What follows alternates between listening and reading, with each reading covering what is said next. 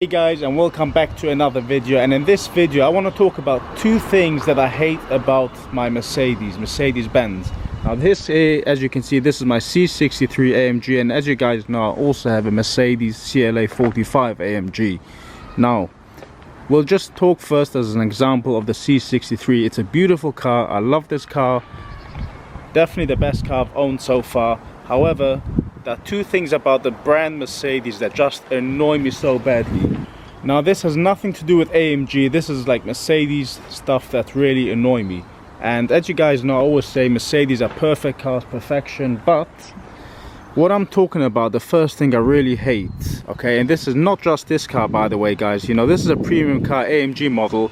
I've realized this was so many different Mercedes and more expensive cars than this, like a ML63, brand new cars as well, not just, you know, older cars. Now one of the things that really disappoint Mercedes body panels, I don't know if you guys will see it very good on the camera, but this car is not that old and body panels are slightly not as, you know, as I would want it to be. So perfection is not here. After a year or two, these slightly start to pop out of place. The funny thing is that I watched another video on YouTube, someone called Autovlog, who had the same car and complained about the same thing. The Mercedes panels, he bought his car brand new and he had the same problem. So before you guys say, yeah, this car might have been an accident, no, it's nothing to do with accidents. This is quite a common thing with Mercedes. I've noticed it on so many other Mercedes, you know, because I was concerned as well, as you guys would imagine. But yes, it's apparently one of the things that are quite common with Mercedes. Body panels are not to perfection. And it's quite interesting because usually Mercedes, I mean not usually, Mercedes are very refined cars. But by the way, apologies, the car's quite dirty. Yes, as I was saying guys, Mercedes are very refined cars. As you guys know how much I love the brand, and if I wouldn't love it, I wouldn't own two Mercedes. And you know, my previous cars were BMWs and other brands, but Mercedes is one of my favorite brands by far. So no, I don't hate the brand. There's just things that I hate about Mercedes, and it's a very unexpected thing. I mean, look at this car, beautiful. But as I said, I would not expect it from a brand like Mercedes. I mean, even look at this panel. I don't know how the camera will pick it up, but if you look very closely, they're not perfectly lined out. And as I said, it's nothing to do with accidents. This car has not been involved in accidents, and I've noticed it with so many premium Mercedes cars, not just my car. It isn't terrible. I mean, you won't notice it from miles away, but if you look closely around, it does annoy me a little bit. So that's the first thing. Now moving on, let's talk about the second thing. And again, it's nothing just to do with this car, but let's get in the car. In the car, as you can see, what a beauty. I love this piece. Beautiful carbon fiber bits. And yeah, as I said, this car is amazing. You guys know how much I love this. Let's turn it on. Look at the steering wheel, how it moves down. Oh, that lovely V8 comes to life. Now this second thing is something I hate. This is really more annoying to me. The body panels are not bad, they're not terrible, but if you walk around closely, you could see a little bit of imperfection there. As I said, it isn't the end of the world, but come on, a car like this, you would expect it to be perfect. And yeah, that's just a bit of a shame, but it is what it is. Now, the second thing is really annoying to me, not as much as the first thing, okay? And the second thing, I noticed it with my CLA 45 when that car, well, I bought that car first, right? And then I bought this car. So it is the sensors, all right? The parking sensors, the front rear sensors, they are just so annoying guys. And sometimes I just feel like they are quite useless because they basically never give you the indication you need. So let me demonstrate what I'm talking about for you guys to understand. So let me move up the car and show you what I'm talking about. So my plan is to reverse the car, park it near another car. Now one thing I would say is the reversing cameras are actually quite good, and they do actually help me much more than the actual sensors on the car. But what I'm gonna do is I'm reversing down because I want to come close to this car over here, and then you guys will see what I'm talking about. So let's reverse a bit more. So what we're going to do is we're going to come close to this car and obviously when you come very close to cars, you would want to hear the sensors to give you an indication, right? So let me show you what I'm talking about. So right now we are actually fairly close. So far, no beeps. If you look here properly on the top of this screen, there's a little display. It says P in the middle. I don't know how clear you guys will see on camera.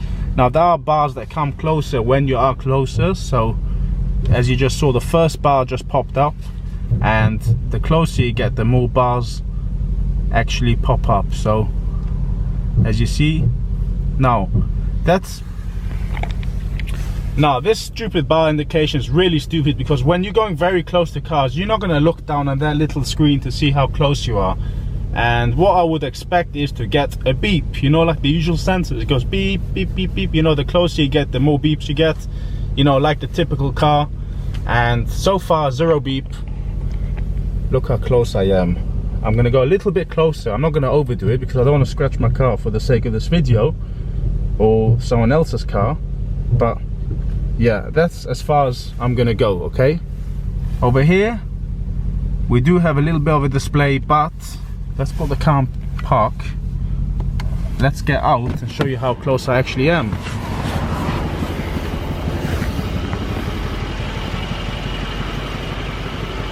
Okay, so as you guys can see, I'm fairly close, but not terribly close, but so far zero beep. Now, from the position of the car, right, from here, so from here, driving this car, it's got a very big bonnet, and it's actually quite, you guys will see the point of view, what I can see. So from here, I can't really see how much space I have, okay? So what I'm gonna do is, because I went out, I saw roughly what I do have. I am gonna go a bit more forward.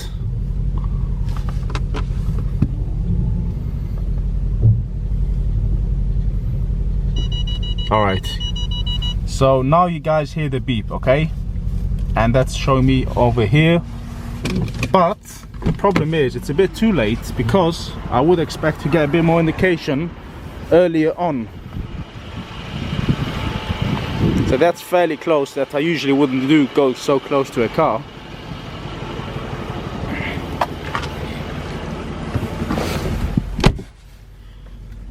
Yeah, and that's basically what I'm talking about. The beep comes when I'm already too close, and you guys can see from here, it looks like I'm almost touching the car already from this position. As you guys saw from the outside, we had about, you know, a little gap. Obviously not extremely close, but I was fairly close. Every single car besides Mercedes I drive gives me already a warning or an indication from the sensor beeps, and this doesn't have it.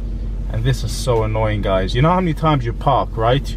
You just want your sensors to give you some rough indication, so, you know, it gives you an idea. You know, okay, I know that people will say you got to use your mirrors, you got to use everything else, sensors are a bonus. I agree, but sometimes what people don't understand is when you have a car that's, especially not a cheap car, right? You have a car that is quite expensive, and you don't really want to hit anything, you don't want to curb the wheels, you don't want to scratch it.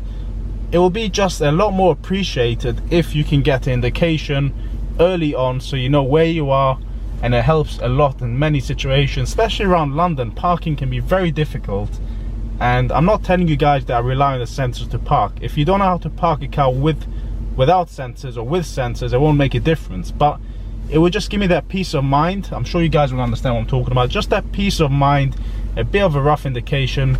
And the same goes with the rear sensors. It's exactly the same thing.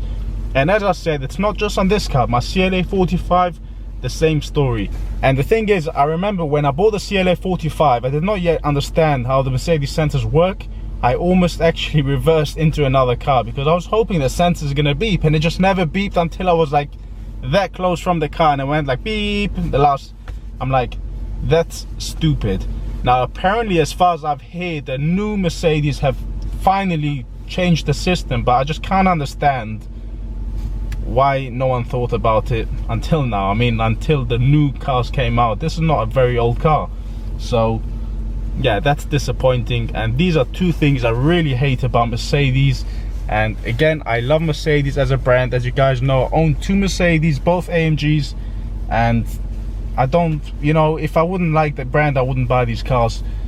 but it's just annoying at times, these two things, especially the sensor bit. And here's a little clip I took for you guys with my CLA 45, just to give you an idea. It's exactly the same thing. Right, so here's what I mean. Look at this, right? Look how close we are to the wall. No beep, no beep. And as you will see right over there, yeah, I'm filming this with my phone, you got this little indicator, but you can see that is showing, but who looks there when you reverse? You don't look there. And look how close I am. Yeah, you can see this wall here on the camera, and there's no beep. I'm gonna go a little bit closer. There we go. So look at that.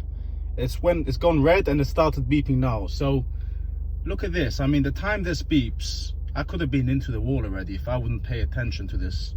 So if you're a Mercedes owner, let me know if you have the same problems. It'll be interesting to hear, because I know I'm not the only one. I've seen other videos on YouTube about the panels, and the sensor thing is apparently something I discovered. I never knew about it until I actually owned a Mercedes.